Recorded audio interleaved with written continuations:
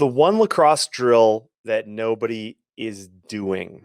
Okay, so couple bits of backstory here, okay, before we get deep, because I want you to understand where I'm coming from, and I hope that you, for those of you guys that have listened to me for a long time, you know that I think a lot differently about lacrosse than most people. I just want to go over a couple of things just in case you're new to me and new to what I do and how I do it. So a couple things I just want to share. So first, I believe that we haven't seen the best goalies play this sport. I believe that some of the best goalies that have played the sport played in previous generations pre-internet.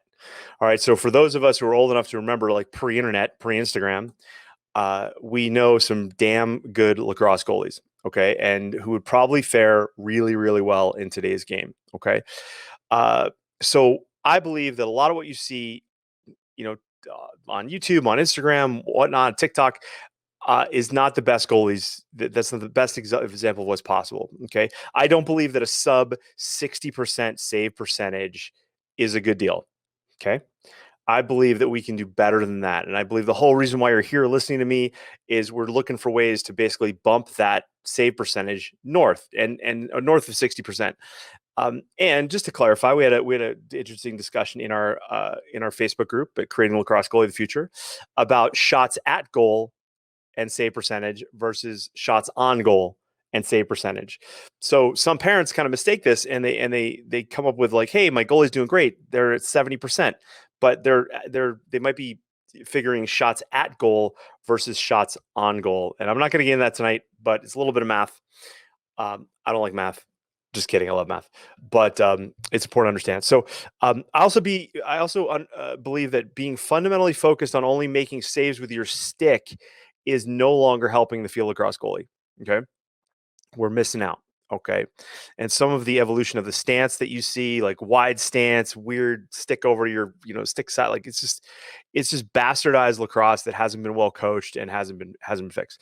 I also believe that goalies who have the ability to make the most saves are the ones who are the most athletic, or they become the most athletic and who are open to the concept of making saves without their stick at certain times. So you can be a big goalie, you can take up a lot of space in the cage, you can have a little extra junk in the trunk and still be athletic and still be mobile, right? And that's really important. I also believe the goalies are currently undertrained to make certain saves with their body and not their stick. Okay, so that's and they don't train that because they're not protected enough. All right, so here's the deal. So the drill that I feel strongly about is is basically learning how to play lacrosse goalie without your stick. Okay, so what I mean by that is like you're going to get in the cage and you're going to throw your stick to the side and you're going to stop balls. And so you can start with tennis balls and you can progress to lacrosse balls, but I've got to give a stupid caveat out there for all of you that think you're going to jump right to lacrosse balls. You're going to hurt yourself. You might break a hand. If you're not protected, like not just in your hands, but elsewhere, you might hurt yourself. So you got to do this with a dose of smarts. Okay. But the more I coach, the more I realize, and the more I work with athletes in other sports, the more I realize that lacrosse goalies are fundamentally confused, and a lot of that confusion comes from just using a stick, like putting that stick in their hand and going like, what the hell am I supposed to do with this? It screws up a goalie's like natural ability. Hey there, Cooper, buddy. I see you, Cooper. Good to see you, dudes. You ready for a good summer on the water? So a lacrosse goalie needs to be thinking about not just using the stick to make saves, but using their stick and their body. And so the thing that I wanted to share, and when I wrote this down, I was like, hey, this is really good stuff. So if you guys are taking notes, write this down. The idea here is that the body is not a vehicle to move the stick. It's a tool. Like the body is a tool to make saves. You make some with a stick, but you may make some with your shin or your knee or your elbow or your hand, like or the back of your hand, like whatever, okay, or your head. These are all tools at our disposal to make saves. And what I see a lot, especially as I watch like the college, the tournament right now, I see goalies missing saves because they're just not comfortable with that. And part of it is not a goalie's fault. It comes down to the equipment that we use, the lack of equipment that we have, the lack of protection in the equipment that we have, even the equipment that we wear, is really not doing the best for our goalies. And I'm not just talking about young goalies learning. I'm talking about college goalies and goalies at the highest level. Matt Donaldson, buddy, I see you. Hello there. Welcome. Welcome. All right. So another way I look at lacrosse goalies too, guys, is that we are primarily a reactive position, right? We are reacting to shots. However, we also get out of the cage where we are proactive, right? We're making passes, we're drawing players, dumping to open players. We may even score for the boys, but the girls can go down the field and still make assists happen and things like that. So, but primarily we are a reactive athlete. So when you look at other reactive athletes in certain sports, some that come to mind are tennis players when they're basically playing defense. So if I hit the ball on your side, and let's say I come up to the net, and you're trying to get it by me, well, I'm kind of acting almost like a goalie, don't you think? Right? But when you look at how they stand and the position that they take naturally to react to the ball, if they have time to get to the net and set, where does that racket go?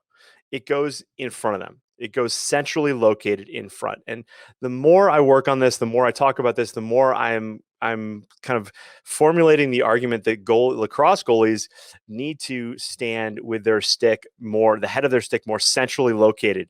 And when we look at professional goalies, you actually see them migrating to this position at certain times where that stick, especially on time and room shots from outside, the stick migrates more towards the middle of the net and they're coming out from there, as opposed to having that stick like up and away and trying to, because every inch it goes up and away is an extra inch. You've got to move down and away if the ball's going to that opposite corner. Okay. Another sport, you look at ping pong. Okay. Ping pong.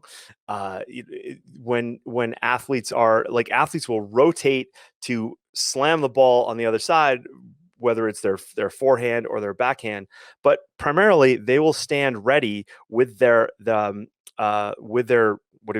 ping pong players don't they call it a racket? I can't remember. I don't want to be offensive to a ping pong player if they're watching. For all my fans in China, I've got a couple, but they'll stand with that with their racket like centrally located, like in front of their chest, right? Baseball catchers who primarily know, well, hopefully they know where the ball is going. This is kind of fascinating. So I started looking, at pro baseball players, going like, okay, those catchers know where the ball is being trying to be thrown, like up high and inside, low and away, like whatever. But when you look at catchers playing at levels where pitcher accuracy is not as good as it is the pros, where does that catcher put their glove? It's usually more centrally located, and they are then moving out from there to get the ball as it trails away from the intended target, right? But the idea here is that it's centrally located. The cat video that I posted in the group this week, that little cat on its side, Rob Shepard, you jerk, you said like the cat must be left-handed. Yeah, but if you put a cat in front of a wall, and we've all seen videos like this, and you get the cat in front of the little net, somebody shoots a ball at him, that cat's not like reaching across their body with their favorite paw to stop the ball or the catnip, right? They're just going there with what is most comfortable, and usually that's primarily the paw that's on the side that the object is going, but also both hands are leading to that space, and that's important to understand. Okay, that's really important to understand. All right. But whenever any athlete really is in a reactive stance, they have balance, with the exceptions of, I'd say, like boxing, right, or karate or judo or wrestling. There's usually more of a lead leg sort of thing, but that's a little bit different. That's where you're kind of defending a body, and there might be multiple points of attack versus getting shot at with an object. Okay, so if that makes sense to people, like just hit the like button. Nobody's hit. Oh my God, none of you has hit the like button today. Get on it, people. Come on. It's how we get the energy going here for Facebook and the Googs and the YouTubes and all that stuff. So I'd appreciate it if you're watching, hit the like button, and hit all those damn hearts on Instagram, would you? Lots of them. I love seeing those things floating up on my screen. It's really good. So so when you practice, when a lacrosse goalie gets in the cage and gets shot on with, let's start with tennis balls, people. Okay, let's not kill your goalie. All right. Um, but what it will do is it will expose your goalie's natural way of playing, like their base instinct. Okay. Because it's the way that they would naturally play if they didn't have a stick and you just threw them in there and said, okay, I just want you to block this stuff. Okay. For my Lacrosse Goalie University members, I put in a new version of an in-depth video on this called Mama's Favorite Window or Dad's Favorite TV. Go ahead and check that out. It's in the forum now.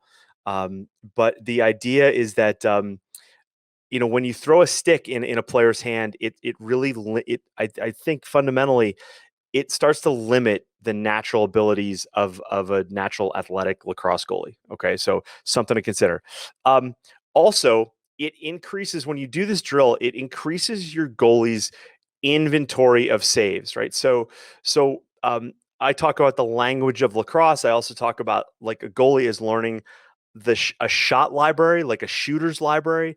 They're learning like how players shoot the ball, what it looks like when they release it, and where that ball goes, low to high, high to low, behind the back.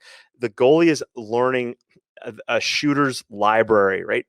And then what we're doing in turn is the goalie is developing their save inventory or their save library, right?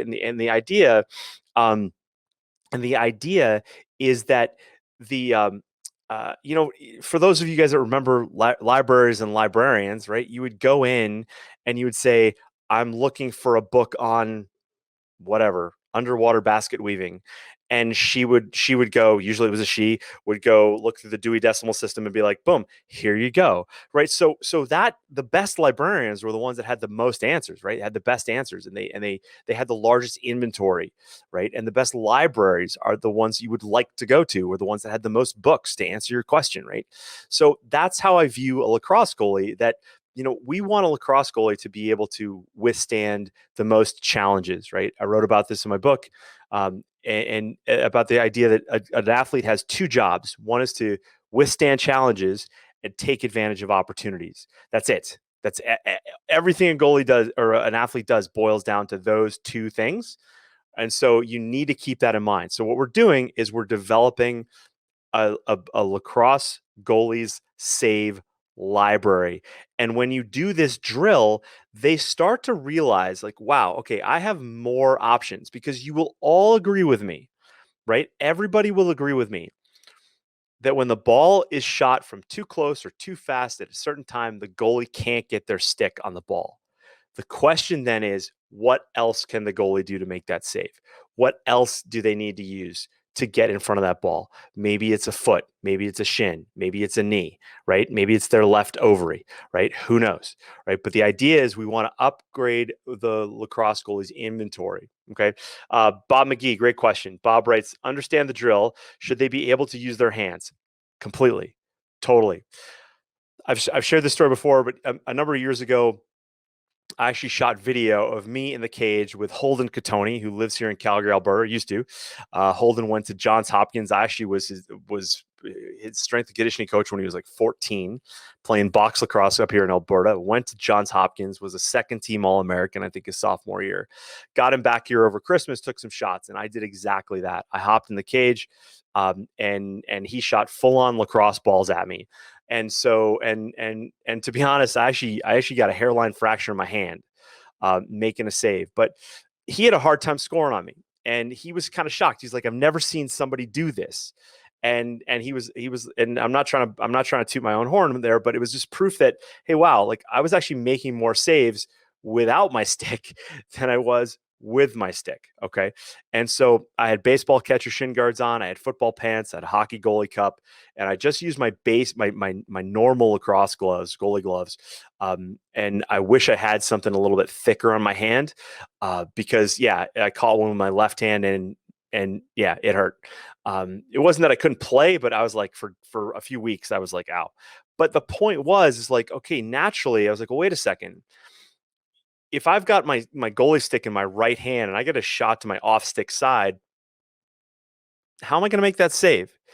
The other and now I don't want to bastardize the position of lacrosse goalies. That's not my point.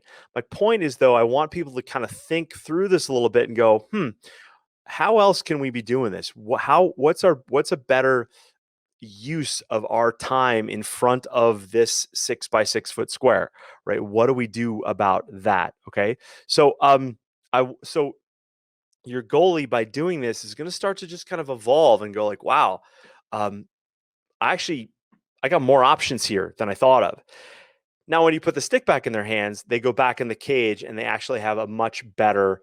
Um, they start to realize now where the stick is actually holding them back and where the stick can actually help them. Okay. And so that's really, really important to understand.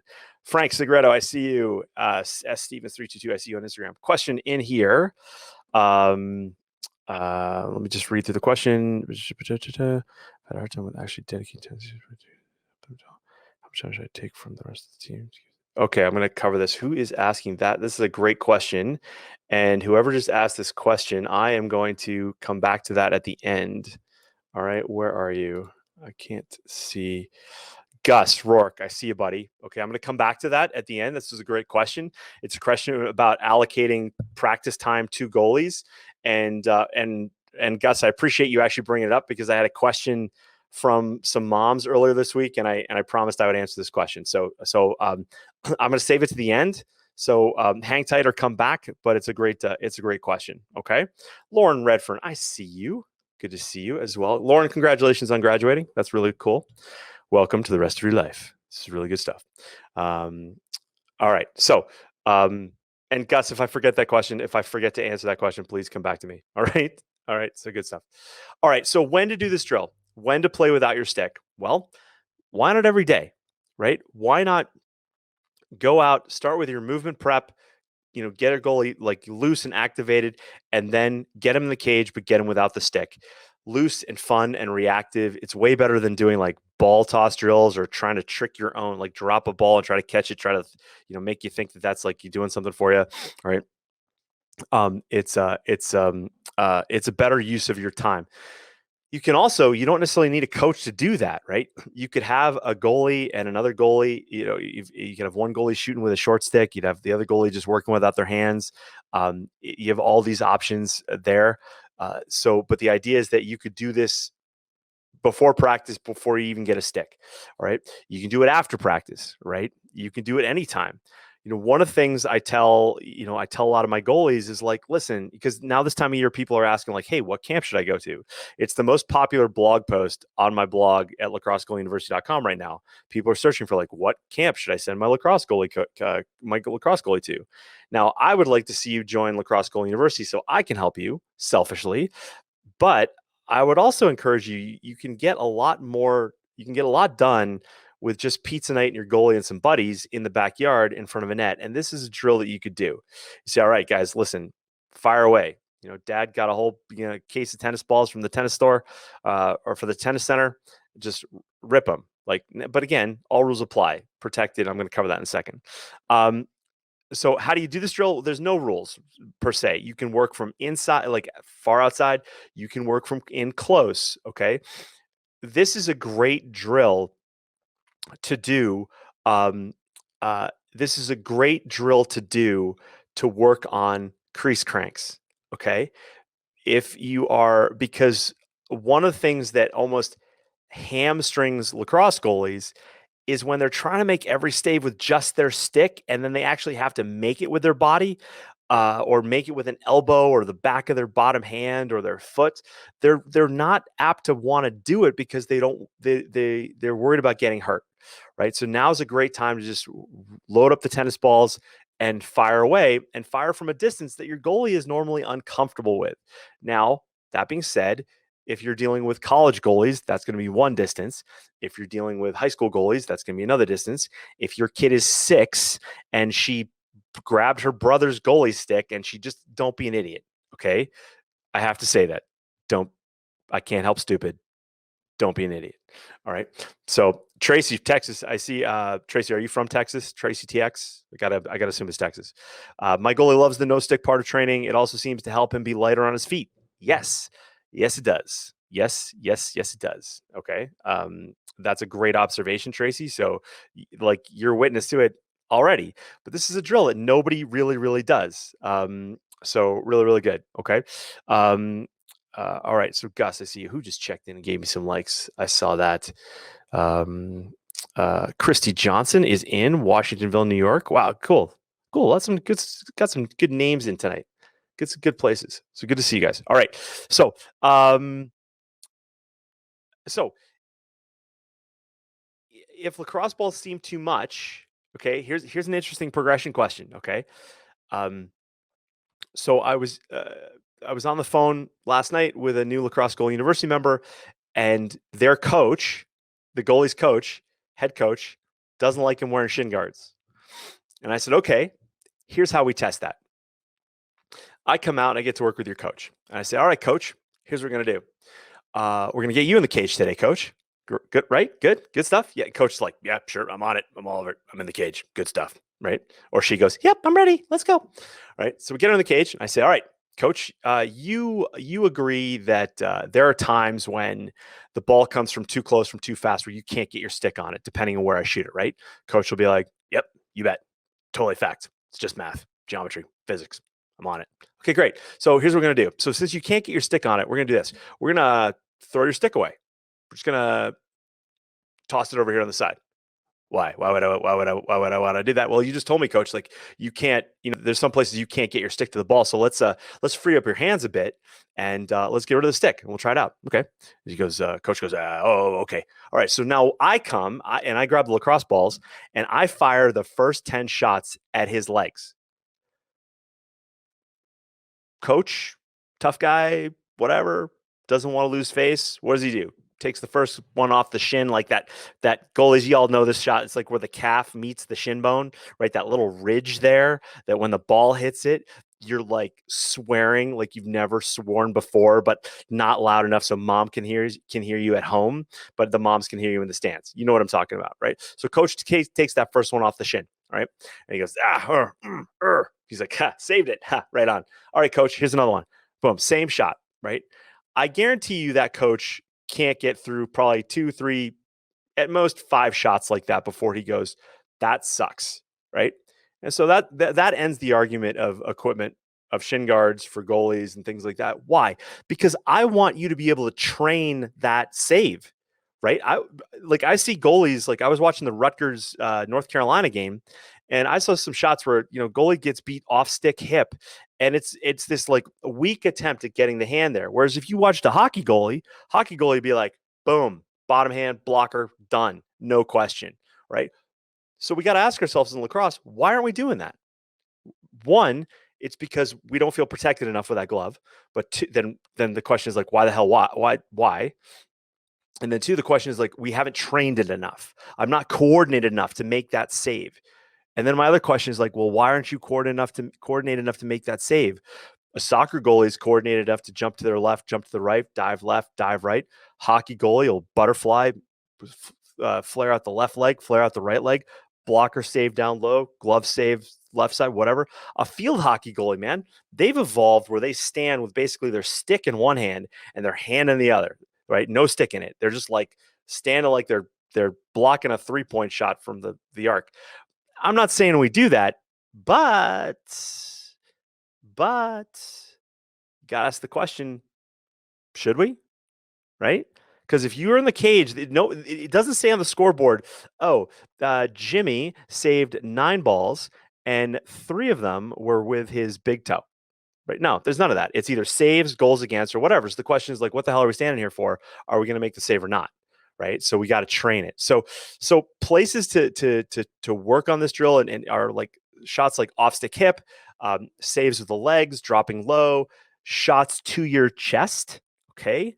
Now, again, full disclaimer, commotio cordis, everybody knows I hate the chest protectors, but one of the things that I can't stand is that I believe that this kind of crappy lacrosse goalie stance where people are bringing their bottom hand in front of their chest is really a reaction to a lack of comfort with actually just sucking up a ball to their chest and hoping that it goes around the goalie.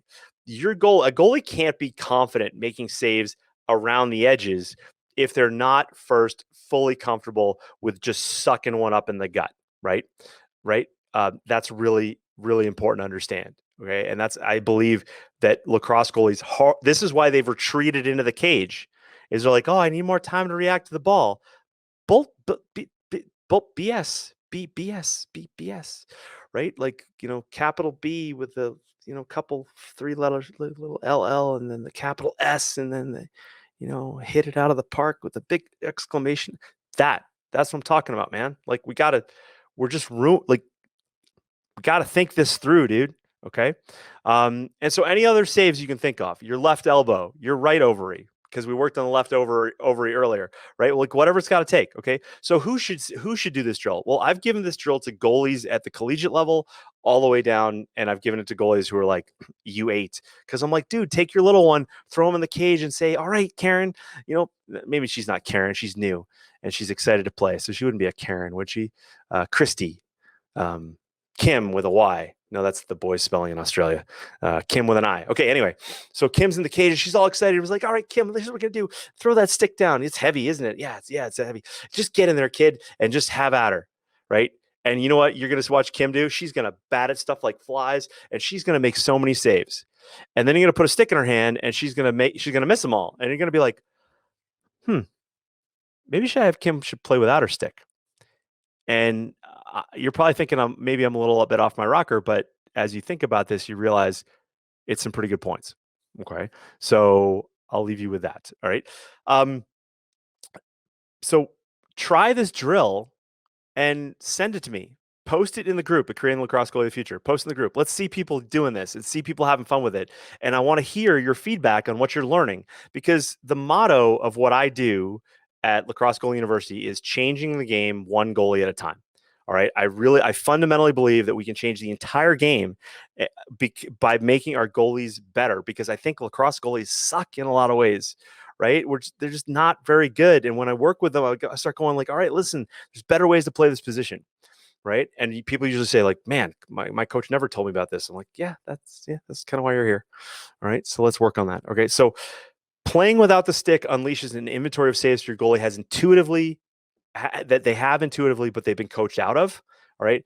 And when you think about it, what are exciting saves but athletic movements in front of the ball using the most available physical resource closest to where that ball is going? That's it. That's goaltending, right? That's goaltending.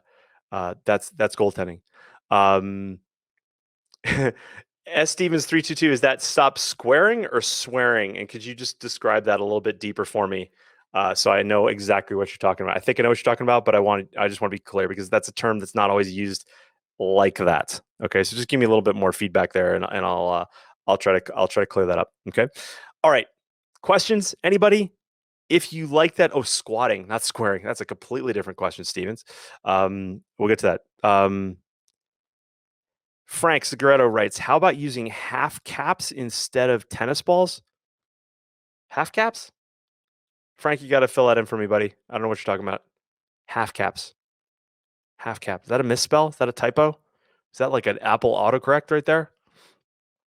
It's like you're trying to spell rutabaga and it came like half caps. That would make more sense if you said rutabaga. What about using rutabaga instead of tennis balls? Rutabaga would be an option. Brussels sprouts? Golf balls? Potatoes? Frank, come back to me on that one so I know what you're talking about. Okay. So if that makes sense, hit the like button, hit the hearts, right? Appreciate that. And let's get some video of your goalie, post in the group. Let's talk about it. All right. Let's see what happens. Okay. I guarantee the young goalies, like the high school JV goalies will be like, yeah, sure, whatever. You're like dyed in the wool high school kids from Maryland will be like, yeah, whatever. What the hell is this? But they're too cool for school, right? But then the idea is like, but if they're progressive and they're just going to start to go, you know what? That's right. Because when you're playing in the state final, 5 seconds left to go in the game, and that ball is being whizzed to your off stick hip, and now because you've trained, you can now get your bottom hand glove on it and you make that save. That's what we're talking about, right? Mom, dad in the stands, right? They're excited to see you. girlfriend is there, like so excited that she's like, oh, that's my guy, he's the goalie. That's great, right? You miss that save, and then mom and dad are like, okay, they're going right to the car. They're not standing for like the wine and cheese after the game. The girlfriend's like now looking at the Fogo because he's more attractive. Because you missed the save, and like grandma and grandpa who are like about to die, like it's like the last chance for them to see you, and then that's the last memory they have of you is missing that save. Let's not do that anymore, okay? Chris, answer buddy. Hey, you owe me some video, dude. Get me some video. Late to the party. It's all good. Oh, Frank, the smaller domes instead of cones used for footwork. No. No, no, no, no, no, no, no, no, no, no. Frank, yeah, I know you're not new to me, but this may be a new topic to you. So, no cones, no playing cards, no Nerf balls, nothing that curves, no Hiko sticks, no Brussels sprouts or rutabaga. All right, no. A lacrosse, and Frank, let me just touch on this. Why? Because some people else are probably listening to this, going like, "Hey, that's a really good question." Frank just asked. Yeah, I like that. Yeah, I would totally do that. Why is he saying no? Here's why. A lacrosse goalie, like we rarely, like 0.01% of the shots we ever face, if that high, are deflected. Okay. So we don't have that. It's not like we have in ice hockey. It's not like, baseball players trying to hit. We're not trying to hit anything. We're trying to receive it. We got this big stick to catch it with. So we don't need anything that changes direction. So while you may be saying that like, hey, it's light and it's easy and it's like whatever, I fully understand, but they curve and they're not consistent. Your goalie is picking up the head of the stick. They're reading the shooter. They're seeing that ball come, and that ball is basically going from small to big, right? It's not going it's not curving. That's why I don't do ball toss drills, none of that stuff, right? Because that only just creates hesitation. And we just want to wire your goalie to see the ball, identify where it's going, and then move in front of that space. That's what lacrosse goaltending is all about. So great question, Frank. Like, I hope I didn't jump on you too hard there, but the answer, just to be clear, if anybody was curious, is no.